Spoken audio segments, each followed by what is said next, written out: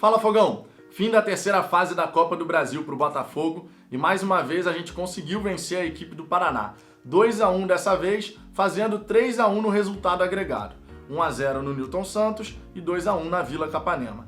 Se por um lado a gente tem que comemorar a classificação para a quarta fase, já que é muito importante para o Botafogo chegar nas fases mais agudas da Copa do Brasil, e também pelo lado dos 2 milhões de reais, logicamente, essa premiação vai ajudar a dar uma amenizada na questão dos salários atrasados, principalmente enquanto o Botafogo não consegue a liberação dos 12 milhões de reais que estão presos na Justiça, cuja audiência inclusive foi marcada para o dia 10 de setembro, tomara que seja antecipado. Por outro, a gente tem que destacar aqui que partida horrorosa que o Botafogo fez nessa quarta-feira. Erramos uma série de passes simples de serem acertados, a gente errou passe demais nesse jogo. Não conseguia acertar 3, 4 passes quando precisava puxar um contra-ataque. Na hora de fazer essa transição defesa-ataque, o time também não conseguia encaixar, não conseguia subir com um bom número de jogadores, fazer uma aproximação, uma transição rápida para poder chegar no gol do Alisson. A gente não conseguiu ameaçar o Paraná com chutes de média e longa distância, sabendo que esse é um tipo de jogada que o goleiro do time do Paraná tem dificuldade, tá? O primeiro chute que a gente deu de longa distância foi aos 38 do primeiro tempo com o Caio Alexandre, um chute colocado que nem levou perigo ao gol do adversário. Também perdemos muitas chances de contra-ataque no fim da partida. O Paraná foi pro tudo ou nada, o Botafogo ali tentando encaixar um contra-ataque, mas cada vez que tentava era um passe errado. Foi com o Juan dando passe atrás do Pedro Raul, foi com o Matheus Babi dando um passe no pé do adversário. Enfim, foi uma série de oportunidades que no fim da partida, após os 40 minutos praticamente, a gente poderia ter matado esse jogo muito antes do que foi. E em jogo eliminatório, se você tem a chance de matar a partida, faça isso. Porque em qualquer bolinha lá lançada na área, fica um bate e rebate daqui, sai o gol do adversário e aquela partida é para os pênaltis. Já pensou a gente ser eliminado na terceira fase, depois de ter uma série de oportunidades de matar a partida? E para completar, não contente com isso, um passe errado, transição defesa-ataque lenta, sem conseguir encaixar as jogadas e desperdiçar essa série de oportunidades, a gente ainda mostrou que não aprendeu a lição que ocorreu diante da equipe do Flamengo. Mais uma vez o Botafogo com a posse da bola, tá? O Gatito inclusive de novo, com a bola, o Autuori gritando, dá a bola no Foster, porque o Foster estava perto dele, ele vai lá e dá um chutão para frente. A gente vai e perde a posse da bola, dando mais uma chance para a equipe do Paraná. Se a gente fala aqui, não, contra o Flamengo aconteceu isso, tem que aprender a lição. Aí chega no jogo seguinte, repete o mesmo erro, dá chutão para frente, dá mais uma oportunidade para o adversário. Numa partida eliminatória, isso pode ser fatal. Qualquer chance no fim de uma partida, quando tá aquela emoção, que é mais na base do coração do que qualquer coisa, você dá um lançamento para a área, alguém desvia de cabeça, sobra para outro jogador, gol, pronto, uma vaga que estava na nossa mão e escapa de novo pelos dedos, assim como a gente deixou escapar os 3 pontos diante do Flamengo. Foi realmente uma partida muito ruim, tá? Tem coisas importantes aqui para eu comentar, tanto a respeito do primeiro tempo e do segundo tempo, mas eu não podia deixar de abrir esse vídeo falando dessas questões, tá? Foi uma partida que certamente vai entrar no top 10 de muita partida ruim aí que a gente teve a oportunidade de ver com o Botafogo. E olha, infelizmente essa lista não é pequena, você torcedor do Botafogo sabe bem disso como eu. Vamos lá. Em relação ao primeiro tempo, a partida começou conforme todo mundo sabia que iria começar. O Botafogo não foi para cima do Paraná, estava mais do que claro que ia acontecer, e o Paraná tentou começar a agredir a equipe do Botafogo com finalizações de fora da área, que foi uma coisa que eu disse aqui no vídeo análise pré-jogo, que a equipe do Paraná ela ia tentar chegar ao gol do Botafogo com finalizações de média e longa distância. Foram várias as tentativas deles ao longo da partida, a grande maioria não ameaçou o gol do Gatito, na verdade não teve nenhuma finalização assim que você possa falar, nossa, essa finalização foi muito perigosa, mas eles não têm medo de arriscar, isso ficou provado. Quem assistiu o vídeo análise pré-jogo sabe bem do que eu estou falando. E eu também comentei naquele vídeo que o Paraná ia tentar explorar o corredor lateral. E foi exatamente isso que eles fizeram praticamente durante o jogo inteiro. Você raramente via o Paraná tentar entrar na defesa do Botafogo por dentro. Era sempre tentando explorar os lados do campo. Pelo lado do Botafogo, a surpresa, na verdade, eu confesso que não esperava isso, a gente repetiu a escalação que utilizou diante da equipe do Flamengo.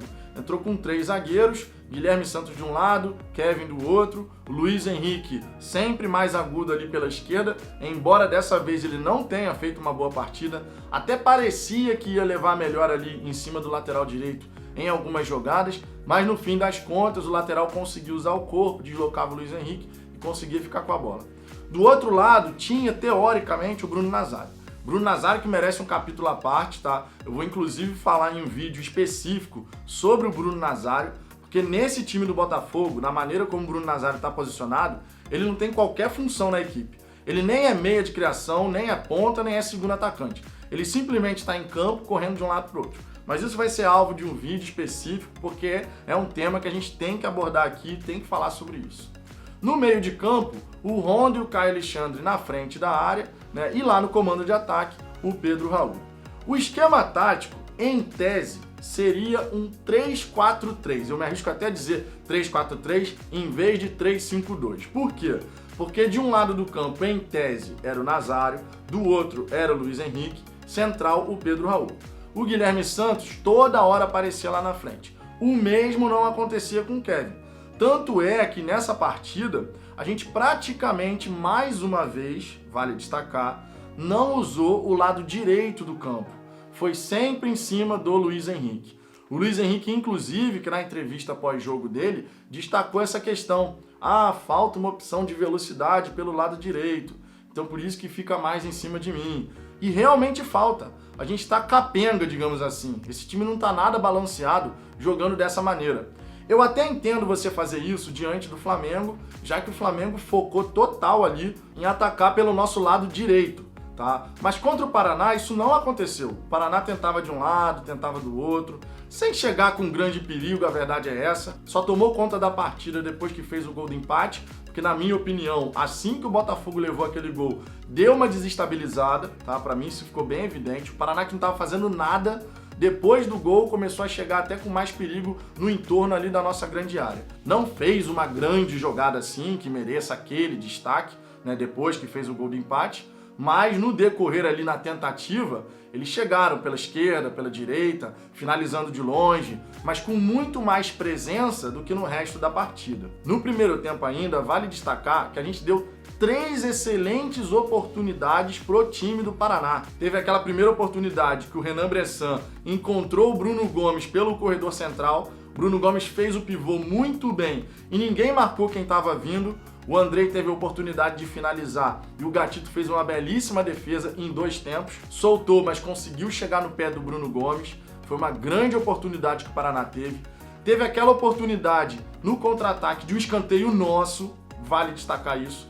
É um escanteio a nosso favor, a gente não se posiciona correto ali para fazer a cobertura defensiva, o Paraná sai em alta velocidade e o cara só não fez aquele gol porque quando ele conseguiu driblar o Caio Alexandre para dentro, ele pegou mal na bola para finalizar, para nossa sorte, certo? Porque foi uma excelente oportunidade do Paraná num contra-ataque de escanteio do Botafogo.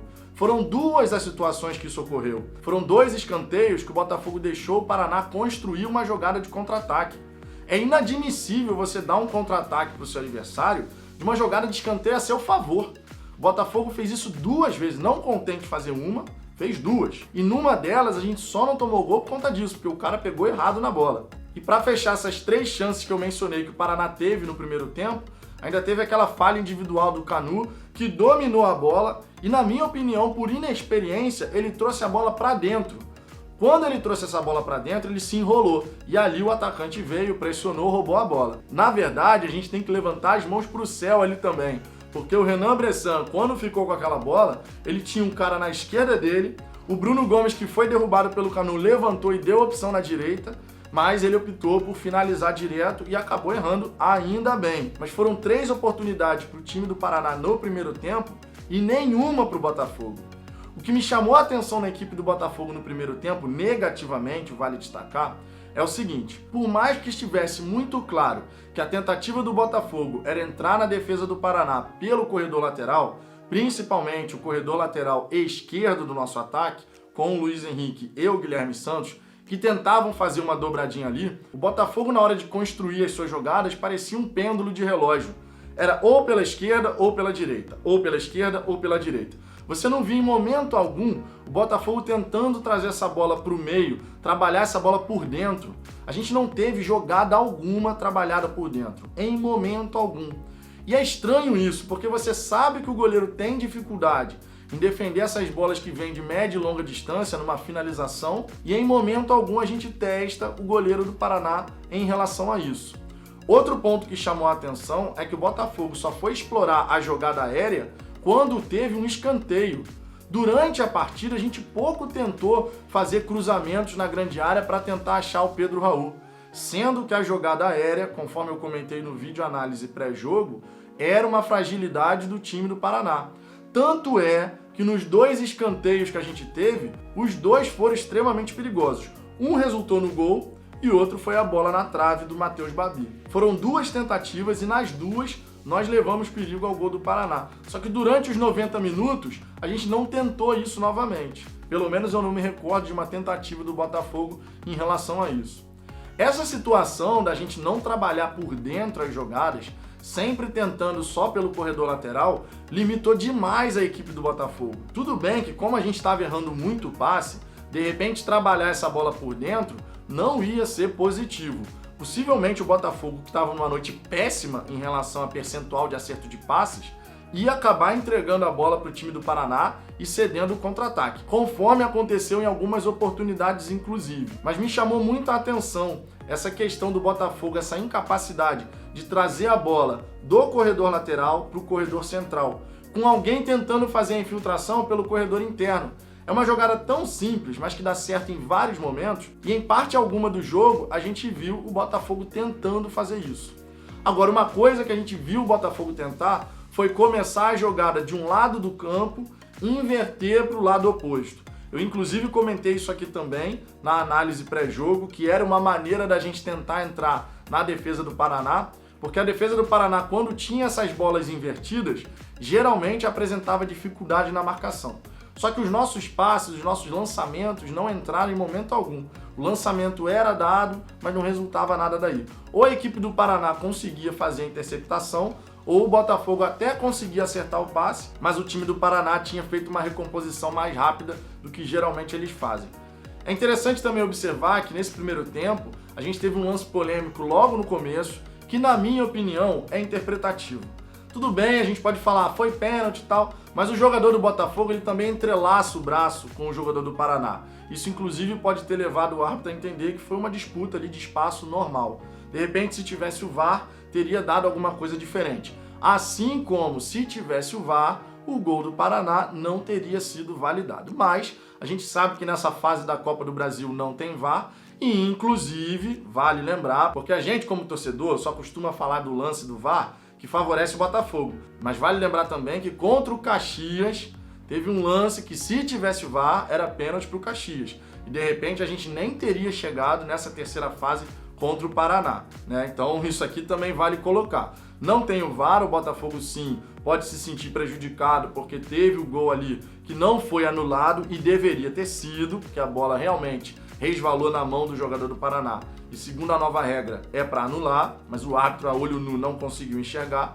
Se tivesse o VAR, ok, seria anulado. Mas se tivesse o VAR, contra o Caxias, a gente teria possivelmente ficado pelo caminho, porque teria aquele pênalti ali favorável ao time do Caxias que não foi marcado. Tá? Esse aqui também é um ponto. Tem os dois lados da moeda.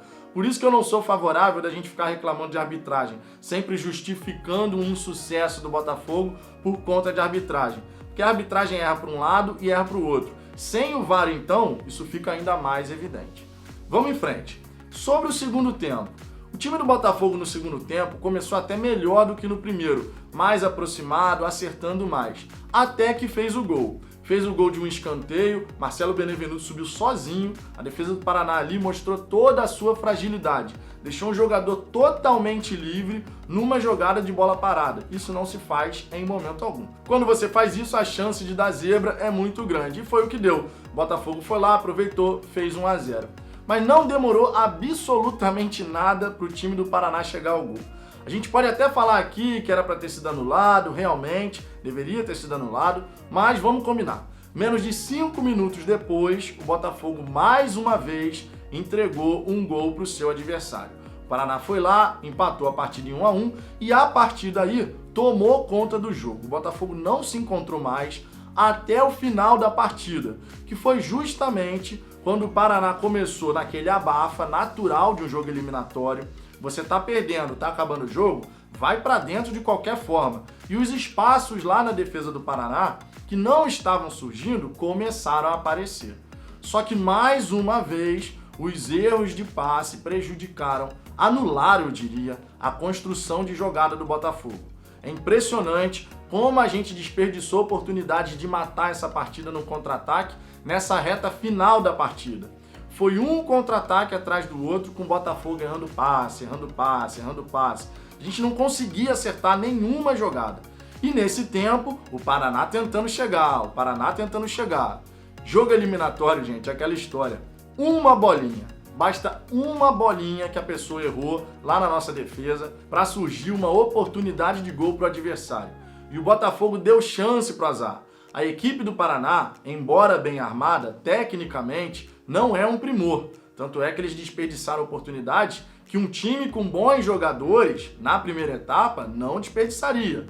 Foram 3 excelentes chances claras de gol para o Paraná. Eles perderam porque faltou qualidade na definição.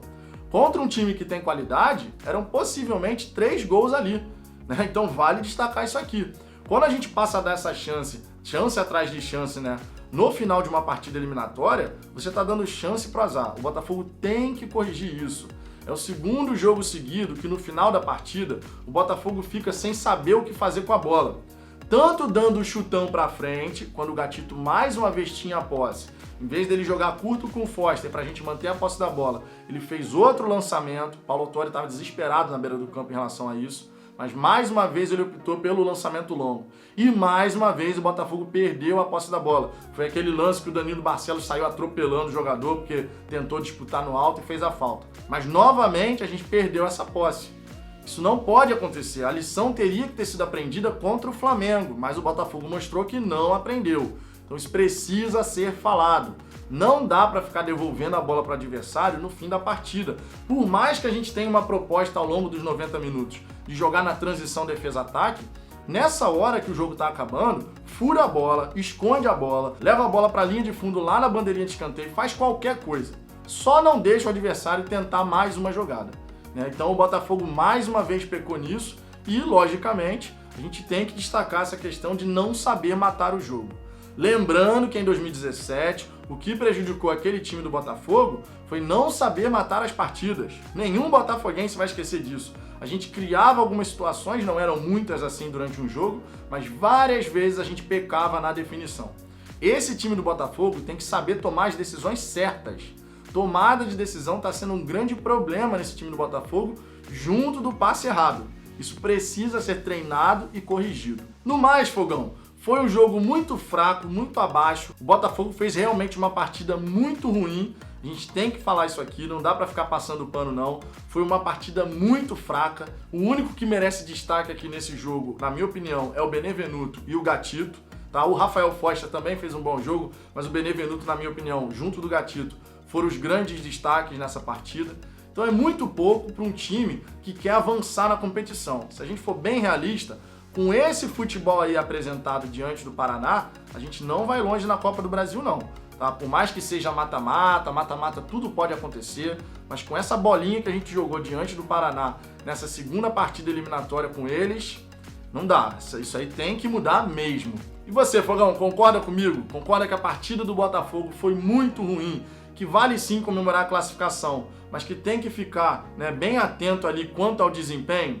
Deixe seu comentário aqui embaixo, porque a sua participação é sempre muito bem-vinda.